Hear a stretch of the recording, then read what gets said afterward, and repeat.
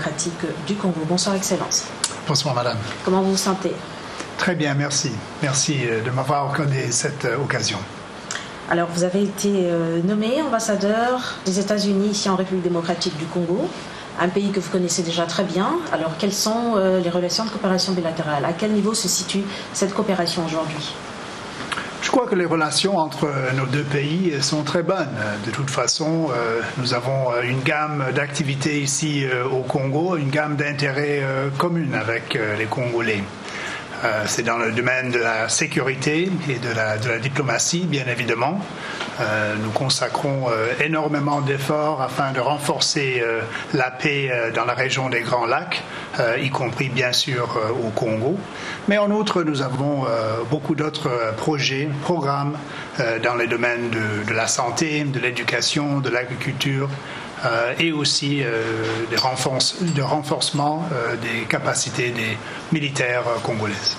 Alors, parlons de la sécurité. Il y a une délégation américaine qui séjourne ici à Kinshasa avec une formation. On prévoit déjà une formation avec la police nationale congolaise. Comment cela va-t-elle être axé ici à Kinshasa? Parce qu'on a vu beaucoup d'ambassades qui sont axées en ce qui concerne la formation des policiers. On l'a vu avec l'ambassade de France, pour ne citer que celle-là. Et quelle sera cette coopération aujourd'hui avec les États-Unis? Oui, il y a plusieurs éléments de notre coopération dans le domaine des policiers et de la justice. Je sais que l'équipe qui est ici au Congo maintenant va aussi effectuer une visite vers l'est du pays. Et nous avons même des programmes de collaboration avec des unités du lac pour protéger le lac Kivu, par exemple. On a déjà fait des formations avec les policiers. Il y a aussi quelques initiatives d'appuyer les polices de la frontière et aussi certains policiers qui s'occupent des aires protégées dans l'est du pays. Alors, vous voulez emboîter le pas à la France qui le fait déjà? Non, pas du tout. Évidemment, il y a autant de besoins ici au Congo. Je crois qu'il y a assez à faire pour tous les partenaires. Et nous essayons, bien évidemment, de bien collaborer avec les autres. Et en matière de la santé, qu'est-ce que les États-Unis font exactement ici à Kinshasa, en République démocratique du Congo d'une manière générale? Oui. Dans le domaine de la santé, on a plusieurs programmes. Il y a des programmes aussi de lutte contre le VIH-Sida. C'est l'USAID, mais c'est aussi notre Centre pour le contrôle des maladies et aussi l'initiative présidentielle contre le VIH-Sida. Alors, il y a un programme de distribution des médicaments ARV, antirétroviraux, mais aussi des campagnes de sensibilisation afin de décourager ce fléau du VIH-Sida. On met l'accent dans certains endroits les plus touchés par ce phénomène, c'est-à-dire au Katanga, bien sûr, à Kinshasa et dans la province orientale. Est-ce que c'est une aide gratuite ou moyennant quelque chose? Parce qu'on sait que les antirétroviraux, ça coûte quand même énormément assez cher. Non, en effet, cette initiative de notre gouvernement envisage une distribution à des personnes qui en auront besoin. Parlons toujours de cette coopération. Vous, en tant que chef de mission diplomatique américaine en RDC, quelles sont vos priorités en matière de projet de développement ici en RDC? Quelles sont les priorités pour vous? Est-ce que vous avez un planning en arrivant ici? Tout à fait. Je crois que nos priorités sont dans trois domaines principaux. Okay. D'abord, il y a la démocratisation et la bonne gouvernance, parce que nous croyons que avoir un gouvernement efficace, avoir beaucoup de participation publique à des décisions de ce gouvernement sont vraiment à la base des progrès dans tous les domaines, domaine sécuritaire, domaine de développement, etc. Alors nous mettons beaucoup d'accent sur la démocratisation et la bonne gouvernance. C'est une priorité de notre gouvernement depuis plusieurs années. Nous avons aussi contribué avant les élections 2006 aux efforts congolais d'élaborer le code électoral et aussi pour les préparatifs de ces élections. Alors c'est pas quelque chose de nouvel, mais nous continuons à vraiment mettre l'accent sur cette coopération dans le domaine de la bonne gouvernance, de la justice et de la participation publique. En outre, nous essayons d'encourager le développement économique de ce pays.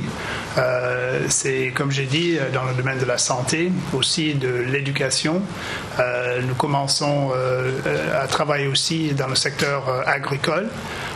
Et il y a aussi, bien sûr, une réponse humanitaire afin d'aider les personnes les plus démunies, au moins à satisfaire leurs besoins à court terme, même en attendant que ces projets de développement et que les initiatives du gouvernement auront aussi un impact plus au long terme. Et je crois que la troisième priorité, si je peux le dire comme ça, c'est en effet d'essayer de travailler avec le gouvernement congolais et d'autres partenaires afin d'aider à l'amélioration de la situation dans l'Est de la République démocratique du Congo. Nous sommes certainement conscients du fait que ces territoires ne représentent que peut-être entre 10 et 15% de la superficie de ce vaste pays. Mais la réalité quand même est que lorsque cette situation ne soit pas encore résolue, ça mine aussi beaucoup d'autres efforts, beaucoup d'initiatives d'attirer les investisseurs internationaux. Beaucoup d'autres projets dans le domaine du développement sont aussi minés si on ne peut pas résoudre les conflits qui pèsent toujours dans la région des Grands Lacs. Monsieur l'ambassadeur, vous avez parlé de 3 points, les élections, la bonne gouvernance et l'aide sur le plan humanitaire à court terme. On a vu récemment le NDI accorder une aide aux partis politiques. Vous-même, on vous a vu à l'Assemblée nationale avec Obama Minaku, président de cette institution. Est-ce une manière pour les Américains de commencer déjà à planifier pour avoir une mainmise sur les élections à venir? Parlons 2016 aujourd'hui, parce qu'on voit aussi toutes les concertations avec le président Malou autour de ces questions. On a déjà un gros problème pour organiser les élections locales avant les législatives. Quel est votre point de vue par rapport à cela? Je crois que, évidemment, les élections seront très importantes d'ici 2016. Évidemment, c'est un mandat constitutionnel pour qu'on organise ces élections. Et bien que les élections ne représentent pas le tout de la démocratie ou de la bonne gouvernance, mais quand même sont très importantes pour renforcer les liens entre le peuple et leurs leaders. Vous pensez qu'en RDC, on peut parler d'une démocratie autonome, de sens de liberté d'expression? Je crois qu'on constate beaucoup de progrès depuis les dernières 20 ans, je crois c'est clair. Pourtant, votre aide dans ce domaine-là est toujours continuelle jusqu'à aujourd'hui, c'est-à-dire que vous constatez qu'il y a encore beaucoup de choses à faire en ce qui concerne la démocratie et surtout la justice en RDC. Moi, je dirais que dans presque tous les pays, toutes les démocraties du monde, il y a toujours un perfectionnement que nous attendons. Même chez nous, nous faisons des modifications. Nous avons vécu des moments difficiles dans notre système démocratique. Et il y a certains qui disent que notre système pose quelques difficultés maintenant pour la bonne gestion du pays. Alors, je crois que personne n'a toutes les réponses comment organiser une démocratie. Mais je crois que le cycle d'élections que nous attendons maintenant d'ici 2016, vraiment c'est très important pour le pays pour consolider les progrès démocratiques qui ont commencé avec la fin de la rébellion au début des années 2000 et bien sûr l'adoption de la Constitution 2006. Une certaine opinion pense que cette aide du NDI aux partis politiques congolais, c'est une façon en avant de déjà commencer à connaître les stratégies, à suivre les partis politiques congolais pour savoir comment peaufiner ces stratégies en 2016. Qu'est-ce que vous leur répondez ? En effet, le projet envisagé par NDI ne va pas dire aux partis politiques quoi proposer aux électeurs. La main qui donne est toujours au-dessus. Donc le NDI, derrière les Américains, vont toujours suivre de près les activités de ces partis politiques pour voir s'ils vont bien gérer cette aide. Oui, bien sûr. Mais c'est surtout une aide technique afin d'aider ces partis politiques. C'est l'œil de l'aigle. À mieux se développer, à développer leur propre stratégie afin de communiquer avec les électeurs, afin de développer des stratégies de communication même plus efficaces.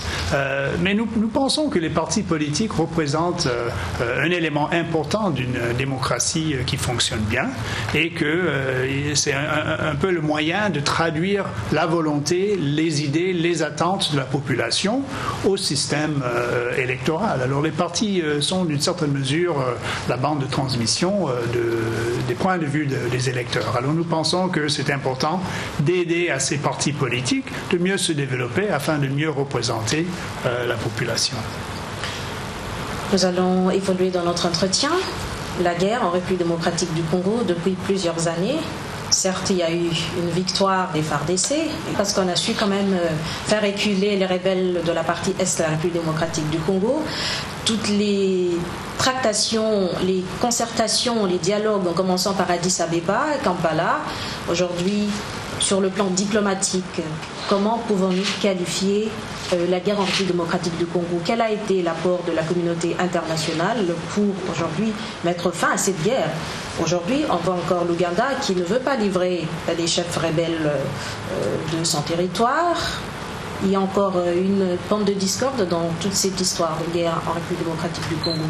Qu'en pensent les États-Unis? Bon, nous pensons d'abord, comme j'ai dit, que c'est très important qu'on continue à mettre l'accent sur des efforts afin de terminer cette guerre dans les pays des Grands Lacs. Nous pensons que l'accord cadre adopté à Addis Abeba l'année dernière continue à présenter la meilleure occasion afin d'arriver à une solution à long terme à ces problèmes. Du point de vue des États-Unis, nous avons fait beaucoup d'efforts sur le plan diplomatique avec la nomination de notre envoyé spécial pour les pays des Grands Lacs et la RDC, l'ex-sénateur Russell Feingold, qui vient d'effectuer une visite de 9 jours ici au Congo. Mais en outre, même le secrétaire d'État des États-Unis, John Kerry, et même auparavant le président de la République ont eu des contacts dans la région afin de promouvoir la paix dans cette région et de décourager en effet les pays d'une ingérence quelconque. Je crois que la victoire contre le M23 a été certainement très importante et je crois que nous voyons déjà que d'autres groupes armés ont commencé à abandonner un peu leurs efforts. Il y a des ex-combattants qui continuent maintenant à sortir ou commencent maintenant à sortir de la brousse et on voit des opérations efficaces de la part de FARDC appuyées par la MONUSCO contre, par exemple, ADF. Nous considérons que le FDLR représente toujours une menace importante et en outre représente une menace à des efforts, à une résolution diplomatique de cette crise. Et comme notre envoyé spécial a souligné l'autre jour, nous espérons que la MONUSCO et à la fois les FARDC vont redoubler leurs efforts contre tous les groupes armés, y compris le FDLR. Si l'on met de côté la rébellion à l'est de la République démocratique du Congo, aujourd'hui on parle de certains groupes armés dans la province du Katanga, qu'est-ce que vous en pensez? C'est une autre crise qui naît à l'intérieur même du pays? Bien évidemment, tous les groupes qui ne sont pas respectueux de l'autorité de l'État ne sont pas du tout les bienvenus au Congo. Et je crois que bien que nous ayons mis l'accent sur l'Est du pays, si on trouve d'autres groupes ailleurs, évidemment, c'est la responsabilité du gouvernement et de ses amis d'essayer de trouver des solutions afin que ces groupes cessent leurs activités. J'ai l'impression que les autorités du Congo sont en train de faire des efforts importants afin de résoudre la situation au Katanga. Je crois qu'ils ont des hauts responsables qui sont là depuis même quelques semaines maintenant afin de trouver des solutions à travers le dialogue avec les communautés affectées. Une certaine opinion politique américaine estime que le gouvernement américain devrait cesser toute aide financière au Rwanda afin qu'il puisse cesser toute aide également aux rebelles qui agressent la partie est de la République démocratique du Congo. Qu'est-ce que vous en pensez ? Je crois que notre message au Rwanda est clair et a été clair à la fin de la rébellion M23 que nous ne tolérions pas du tout un appui rwandais au M23. Et ce message a été communiqué des plus hauts niveaux de notre gouvernement, au gouvernement rwandais. Et nous avons l'impression que nos efforts diplomatiques, avec aussi les efforts diplomatiques de beaucoup d'autres partenaires et beaucoup d'organisations internationales, ont eu un impact utile quant à la décision du gouvernement rwandais de ne plus appuyer le M23, qui a permis cette victoire militaire contre le M23. Selon nos lois aux États-Unis, on a certaines sanctions envisagées pour des pays qui appuient ou qui permettent le recrutement d'enfants soldats. Et c'est dans ce contexte que nous avons suspendu une partie de notre assistance militaire au Rwanda vers la fin de la rébellion M23. Et nous pensons que cela aussi a été un signal fort. Pourquoi vers la fin et pas quand les guerres, toutes ces violences ont commencé à l'Est? Pourquoi attendre la fin de la guerre pour suspendre l'aide? Est-ce que ça ne vient pas trop tard? Je crois que l'impact a été quand même utile et je crois les résultats, les fruits de ces efforts diplomatiques, mais aussi, bien évidemment, la victoire principale, c'est une victoire de FARDC appuyée par le MONUSCO. Mais il y avait un élément diplomatique et je suis confiant que les États-Unis ont bien contribué à cet effort. Et vous pensez que Paul Kagame l'entend de la même oreille que vous? On a l'impression que Paul Kagame, lui, se renferme dans son Rwanda. Certes, c'est la politique que nous avons communiquée à tous les pays de la région, que évidemment il n'y a pas de tolérance pour l'ingérence aux pays voisins. Je crois que ça figure parmi les éléments de l'accord cadre que le Rwanda, le Congo, l'Ouganda et tas d'autres pays ont signé. Et quelle est la sanction pour l'Ouganda aujourd'hui, qui ne veut pas livrer les chefs rebelles à la République démocratique du Congo? C'est aussi un des gros problèmes aujourd'hui en ce qui concerne cette guerre à l'est de la République démocratique du Congo. Comment est-ce qu'ils seront livrés ici en République démocratique du Congo? Ils devront réintégrer, du moins pour ceux qui n'auront pas de casier judiciaire derrière eux, ils pourront réintégrer le territoire congolais comme étant citoyen normal, ou d'autres qui sont des militaires, réintégrer la police nationale congolaise. Comment cela va se passer? Je crois d'abord c'est une question peut-être à poser au gouvernement congolais, comment le gouvernement envisage le retour et quelles sont les mesures déjà prises afin de prendre contact avec les Ougandais ou d'autres pays voisins où se trouvent ces gens, des ex-combattants du M23.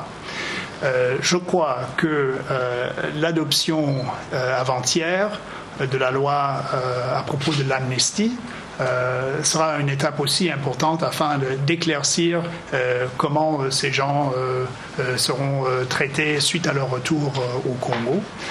En outre, nous sommes au courant aussi que la MONUSCO, à l'invitation du gouvernement ougandais, a eu l'occasion d'envoyer une équipe afin de au moins voir les ex-combattants M23 qui se trouvent en Ouganda. Alors je crois que ce sont les étapes importantes afin d'éclaircir quel serait leur futur. Mais je crois que c'est surtout une question pour le gouvernement du Congo, comment ce gouvernement envisage le retour de ces gens et leur participation au programme DDR qui est toujours en train d'être élaboré par le gouvernement. Monsieur l'ambassadeur, vous êtes le représentant diplomatique des Américains ici en République démocratique du Congo. Si on vous demandait de décrire la République démocratique du Congo aujourd'hui, 2014, que diriez-vous? Moi, je crois que c'est un pays très dynamique, avec évidemment une population d'environ 70 millions d'habitants, une population jeune, je crois avec beaucoup d'espoir pour l'avenir. Et bon, car j'ai eu l'occasion de travailler ici au Congo il y a à peu près 10 ans, je constate aussi que malgré les défis énormes qui restent pour ce pays, qu'on voit beaucoup de progrès réalisés depuis une décennie. Progrès sur le plan démocratique, progrès sur le plan de la sécurité, progrès sur le plan économique. On espère bien que ces avancées vont continuer et vont se renforcer autour du monde. Vous avez parlé de la bonne gouvernance, des élections, sur le plan humanitaire aujourd'hui à court terme. Qu'est-ce que les Américains veulent faire à court terme sur le plan humanitaire en République démocratique du Congo qui est frappée par des crises par-ci, par-là? Oui, tout à fait. Et pour l'aide humanitaire, ça veut dire c'est surtout une aide pour des cas d'urgence. Les populations déplacées, surtout dans l'est du pays, et d'autres communautés qui ont besoin d'une assistance à court terme, en effet, pour assurer qu'ils restent en vie. Alors ces programmes sont souvent dans le domaine de la santé, des interventions sanitaires ponctuelles. En outre, la distribution d'alimentation afin de permettre à ces gens à survivre.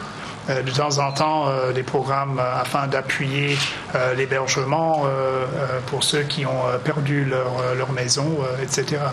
Mais l'idée, en effet, c'est que cette réponse d'urgence représente un genre de pont vers des activités qui contribueront au développement du pays. Alors dans d'autres secteurs, et j'ai déjà parlé un peu de la santé, de l'agriculture, de l'éducation, on a des investissements qui envisagent des impacts plus à long terme. Par exemple, dans le secteur agricole, quelques programmes afin d'aider les cultivateurs à augmenter leur récolte chaque année afin de permettre à leur famille de mieux gagner leur vie. C'est des initiatives, des contributions, mais qui auront des impacts plutôt à long terme.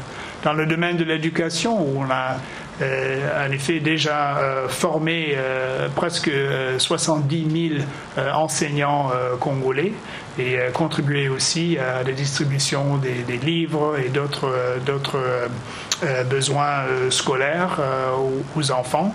Et on compte maintenant plus d'1 million d'écoliers congolais qui ont bénéficié des programmes d'éducation de la part de notre système de l'USAID. Dans la même optique, sur le plan sanitaire de la santé, on travaille dans 80 zones de santé à travers autour dans le pays, afin surtout de renforcer la santé des mères et enfants, parce que malheureusement on continue à perdre beaucoup d'enfants pendant l'accouchement et pendant les premières 5 ans de leur vie. Alors il y a une série d'activités. L'intervention humanitaire est plutôt à court terme, mais l'idée est que ça va passer après à des interventions plus importantes, mais qui auront des impacts long terme. Revenons sur le plan éducation.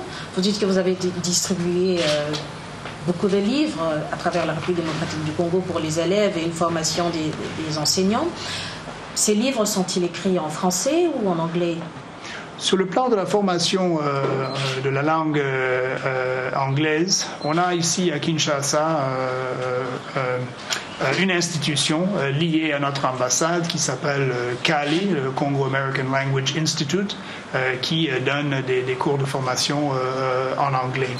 Mais pour les activités dans le secteur d'éducation, nous travaillons en étroite collaboration avec le ministère de l'Éducation afin d'assurer que nos contributions et nos initiatives sont complètement liées et intégrées dans les efforts de notre partenaire local. En effet, c'est exactement la même chose dans le secteur de la santé ou le secteur agricole ou autre. C'est d'assurer que nos efforts sont menés avec un effort au partenariat. Très bien. Parlons de l'obtention de visa pour visiter les États-Unis, qui est presque l'Eldorado du monde entier. Tout le monde voudrait bien visiter la Statue de la Liberté, le pays de l'oncle Sam.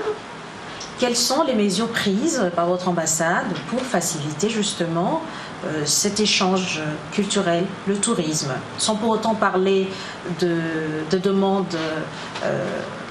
de bourse pour aller étudier aux États-Unis? Parlons tourisme. Qu'est-ce que votre ambassade préconise pour faciliter l'obtention de visa pour visiter les États-Unis d'Amérique? Ouais. On a un système, je crois, assez simple maintenant.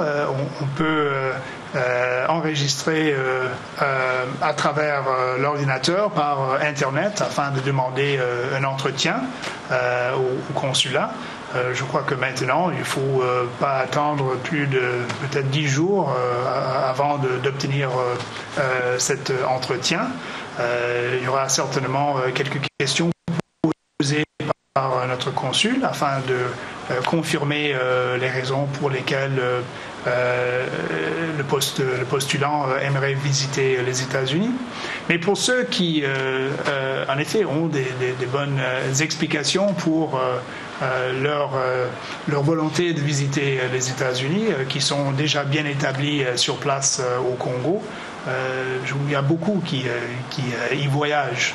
Selon notre loi de la migration, en effet, avant d'obtenir un visa de tourisme, un visa de court séjour, il faut surtout montrer qu'il y a des liens très forts à votre propre pays. Non, avec votre propre pays. Et si ces liens sont bien établis devant le consul, les visas suivront. Quels sont ces liens? Souvent, d'après vous? Oui, souvent sont les liens familiaux, les liens de travail, peut-être en effet, les immeubles, les propriétés, les maisons qui s'y trouvent ici au pays. En effet, les liens qui montrent que la personne va rentrer au Congo après un court séjour chez nous. Et si cette personne n'a pas un lien, n'a pas une propriété en République démocratique du Congo, n'a pas le droit de visiter les États-Unis d'Amérique? Je ne dirais pas ça. Je dirais tout simplement que c'est au postulant de montrer ses liens. Ces liens peuvent être familiaux. Les liens peuvent être sur le plan d'un boulot qu'il a ici au Congo. Il faut avoir plus ou moins combien dans son compte bancaire pour prétendre? Non, c'est pas comme ça.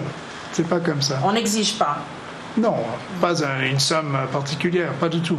Très bien, parce qu'on a vu dans d'autres ambassades où on vous dit qu'il faut avoir plus ou moins autant dans son compte bancaire pour prétendre demander un visa dans ce pays-là.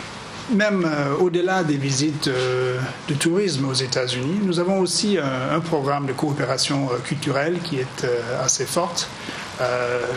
Je sais que nous avons invité des Congolais à des programmes culturels et d'apprentissage aux États-Unis depuis l'indépendance, le début de l'indépendance.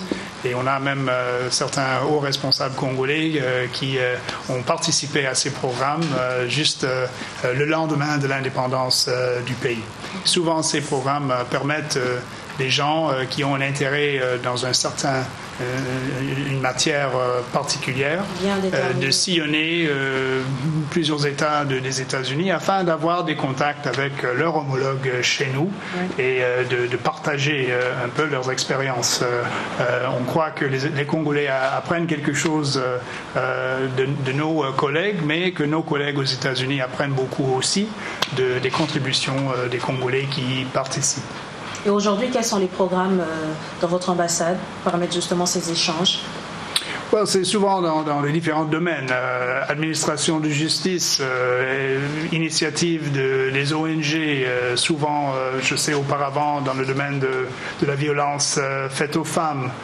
Nous envisageons, je crois, bientôt un programme consacré à quelques questions liées à la loi familiale de nos deux pays. Alors, c'est vraiment dans une gamme de différents projets, mais ça représente une excellente occasion pour des Congolais, surtout les jeunes Congolais, d'avoir des contacts avec leurs partenaires aux États-Unis et de revenir au Congo, on espère, peut-être un peu inspirés par ce qu'ils ont appris chez nous.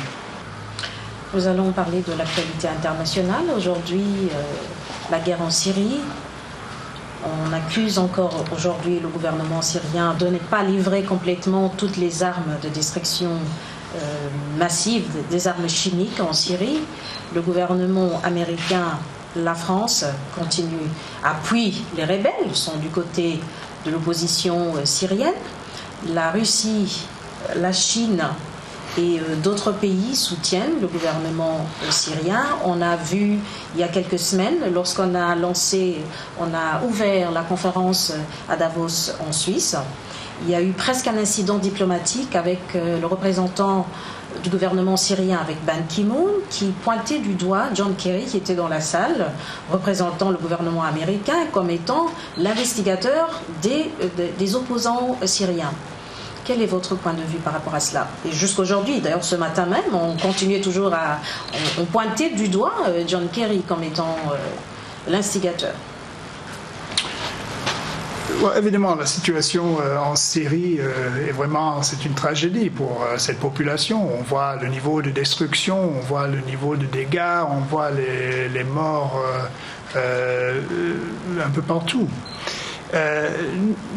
Selon notre gouvernement, il faut vraiment mettre l'accent sur une résolution diplomatique et c'est la raison pour laquelle nous avons prôné pour des pourparlers à Genève. Difficile, hein. Très difficile, tout à fait, mais nous pensons que c'était important de toute façon que tous les deux côtés se trouvaient ensemble à Genève, qu'ils ont eu des échanges de points de vue. Je peux vous dire que nous avons trouvé les rebelles francs-parler plus posés et plus sérieux par rapport au gouvernement de la Syrie.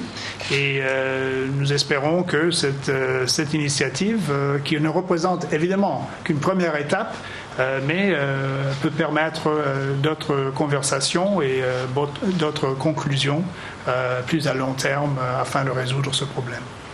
Aujourd'hui, Edward Snowden, que vous connaissez très bien, est recherché par la NSA parce qu'il a publié un certain nombre de documents jugés confidentiels du gouvernement américain en ce qui concerne l'espionnage à plus haut niveau. Aujourd'hui, on a l'impression que les États-Unis d'Amérique, d'après tous ces documents qui ont été rendus publics, que les Américains voulaient espionner ou espionnent le monde entier, principalement les grands chefs d'État d'Europe ou d'Afrique ou d'Asie aujourd'hui. Je crois que notre secrétaire d'État a déjà beaucoup parlé de ce thème en disant que les États-Unis, comme tous les pays du monde, bien évidemment, nous essayons d'obtenir l'information nécessaire afin de protéger notre pays et nos citoyens. À propos de M. Snowden, nous avons un système judiciaire très développé chez nous qui souvent rend des décisions qui sont contre la position de l'administration et notre gouvernement.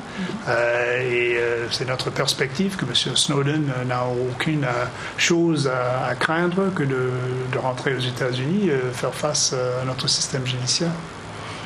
Et aujourd'hui, les grands du net tels que Facebook, Google, qui ont rendu public un certain nombre d'enquêtes secrètes demandées par le gouvernement américain, demandant des informations secrètes concernant les personnes, plus ou moins 9 000 à 10 000 comptes Google pour les 6 premiers mois de 2013 et de 10 à 12 000 comptes Google, de même pour Facebook pour les 6 premiers mois de 2013. N'est-ce pas là encore vraiment une accusation forte du gouvernement américain dans ce qui concerne toujours cet espionnage? Ça vous rattrape? Bon, encore une fois, en effet, nous sommes un pays dans lequel l'administration et toutes les institutions du gouvernement sont attentivement contrôlées par notre bras législatif. On a des commissions de notre Parlement, de notre Congrès, qui suivent tous les programmes de notre gouvernement, y compris dans le domaine des renseignements. Et de toute façon, on a des structures, on a des institutions fortes afin d'assurer que des décisions prises par l'administration, y compris dans le domaine des renseignements, conforment à la loi de notre pays. En effet, de toute façon, nous sommes confiants que nos institutions et nos structures sont suffisantes afin de protéger les intérêts de notre population et leurs droits selon les lois de notre pays. Vous ne dites toujours pas si c'est de l'espionnage ou surveillance, avoir une vue, une mainmise sur le monde. On vous accuse aujourd'hui, les Américains, à cause de cela. C'est ce qu'a même déclaré le représentant du gouvernement syrien. Même Angela Merkel l'avait aussi dit, qu'elle n'était pas contente, elle n'était pas satisfaite en ce qui concerne l'espionnage des Américains. Elle l'a dit, parce que peut-être qu'elle aurait des preuves. Comme notre secrétaire d'État a dit, en effet, comme tous les pays du monde, nous essayons d'obtenir l'information nécessaire afin de protéger nos citoyens, d'assurer la sécurité de notre pays. Je crois que c'est la réponse que lui a offert pendant les accusations introduites par d'autres autour du monde. Alors, vous avez un parcours professionnel imposant. Vous avez passé votre grande partie en tant que diplomate à Djibouti. Vous connaissez aussi la République démocratique du Congo. Que pouvez-vous nous dire de votre parcours professionnel ? Oui, en effet, je consacre la plupart de ma carrière à l'Afrique. J'ai commencé en Haïti, ensuite j'ai passé... Vous êtes un Américain africain? Un peu, oui. J'ai été aussi au Nicaragua, mais depuis presque 20 ans, je mets l'accent presque 100% à l'Afrique. Et une grande partie de cette période de temps au Congo. J'étais, en effet...